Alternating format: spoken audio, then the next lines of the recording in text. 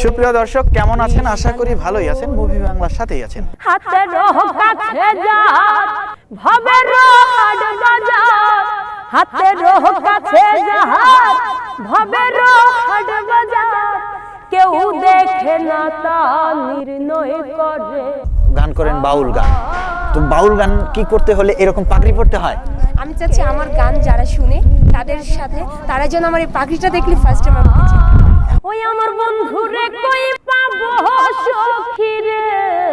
বুঝতেও পারিনি যে তারা এখান থেকে গিয়ে টাকা নিয়ে হয়তো বা কি সুই সুতা দিয়ে মানে আবার মালা করে আবার নিয়ে আসবে। হ্যাঁ, আমি তোরে পীড়িতের মরা তুই চায়া দেখে না এক নজর বন্ধুরে।